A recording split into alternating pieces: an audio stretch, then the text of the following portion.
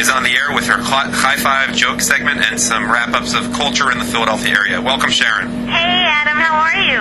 I'm good. How about you? I'm doing great, thanks. We could use a joke segment. We were very serious today with politics, so why don't we start off with that and then get to the theater reviews? You got it. Here's your High-Five joke segment. First joke. One Shabbat, a rabbi decides to play golf.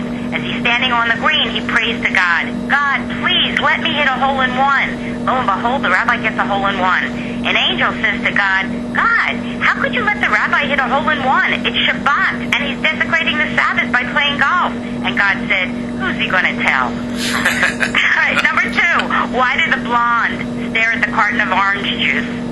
Why? Because it said concentrate. Number 3. An IRS agent calls Rabbi Schwartz and says, Rabbi, I have to ask you a few questions, so I hope you'll answer truthfully. The rabbi says to the IRS agent, of course I will. The agent says, Rabbi, are you the rabbi at Temple Shalom? The rabbi says, yes, I am. The agent says, Rabbi, is there a Mr. Goldman who belongs to your synagogue? The rabbi says, yes, there is. The agent says, and did Mr. Goldman make a donation of $10,000 to your shul? And the rabbi said, yes, he will. Number 4, how do you get a blonde to stay in the shower all day? Give her a bottle that says, rinse, lather, repeat. And number 5, doctor says to the patient, I've got bad news and worse news. What's the bad news? You've got 24 hours to live. What's the worst news? I tried to get a hold of you yesterday. There you go, your High-Five. And that sets the tone for, I don't know, there's absolutely, this is a total non sequitur, but, I can't transition, I can't even make a joke. Sharon, this is terrific. We've been talking about some heavy-duty stuff, political races, Trayvon Martin, everything going wrong, and you really end us on a very high note. That was terrific. Well, thank you. That's every comedian's dream, to follow a discussion of politics and social warfare, and, great. Well, speaking of social warfare, you saw West Side Story, which is playing through this Sunday at the Kimmel Center. I certainly did. It was a great production. The choreography was fantastic. I'll tell you, it's such an interesting story behind this. The original Broadway version debuted in 1957, and I think everybody knows it's a story between the Jets and the Sharks.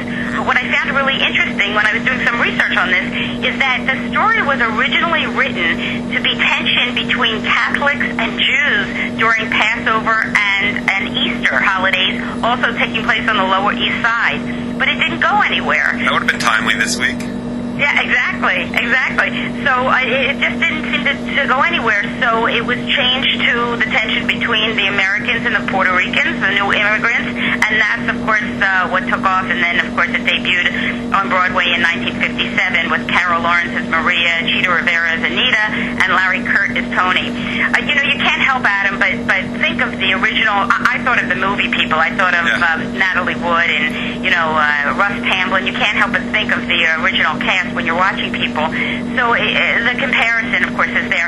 Personally, I didn't feel like the Tony and Maria in this production had a lot of chemistry, and that was a little bit disappointing. It just kind of sets the backdrop for everything, of course, the love affair. Well, I was thinking I want to ask you about the dancing, but, I gotta say, not to stereotype or anything, but Jews on the Lower East Side versus Puerto Ricans when it comes to dancing, I would go with advantage Puerto Ricans. I'd go with the Puerto Ricans, too, but, I want to say this, that had they done the original Catholic-Jewish tension version, I feel that the song might have sounded something like this.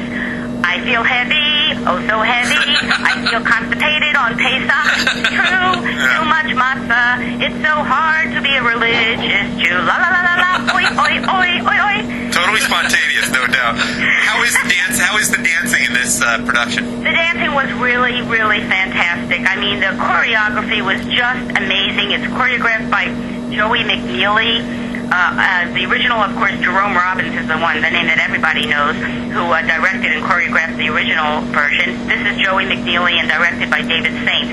The dancing is amazing, and it doesn't even bother you that, the gangs are talking, warfare, and then all of a sudden they do a spin and a little ballet thing, Yeah. It would be easy to say, like, this doesn't work, but somehow it works. Well, the Jets gang can't be any less intimidating than the one in the movie, because, that's even less intimidating than the Beat It video by Michael Jackson, so it can't be worse than that. And I'll tell you what's different in this version, too, is that the songs like I Feel Pretty and America, they're done in Spanish and English. So I understand that in the Broadway version, they actually have the translation in the playbill. Here, they don't give you that. So, I mean, someone like me who's a theater person who knows all the words, I don't need it. I know what they're saying in Spanish. But for people who don't understand Spanish or might not be familiar with the songs, I think they could have given us the words, you know. And you're, to change subjects, you're appearing in Revenge of the Onion?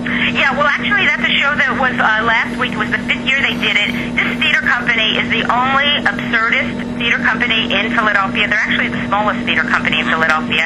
The name of the company is the Idiopathic Radiculopathy Consortium. It's a mouthful, I know. And what they do every year, and every year I'm in it, they take these stories from The Onion, you know, the funny newspaper, and they work them into monologues. So you have like 10 actors doing 5-minute monologues, each about something different. And I was in that actually 2 weeks ago, and I'm just going to review myself and say I was brilliant. I was the highlight of the show and certainly worth seeing. Yeah, you gave a pretty brutal review to Azuka Theater's Hope Street, which has since closed, so there's probably no reason to talk about a play you didn't like, but you did like FELA, and that is continuing. Here's something for our Maine to Miami audience. That's going to be in Boston in a few weeks, and you did like FELA quite a bit. Exactly. FELA was just fantastic, and I don't know how many people know about this musician who hails from Lagos, Nigeria, but it's amazing. He totally changed the way music was played and performed. He actually performed here in Philadelphia in 1986 and 1989. It was very cool the way they did this at the Academy of Music. It was you felt like you were in the real nightclub called The Shrine that FELA actually owned and operated. And the story revolves around not just his music, but the political corruption and social unrest, the repressive military dictatorships that his music was set against. The voices were amazing. The performers, you just felt like you were watching a Broadway production. Let me you can stay on the line, Sharon. I've seen quite a few things lately, so while we're being thorough, I should mention a few of the productions I've seen. Maybe you have a funny comment about any of them.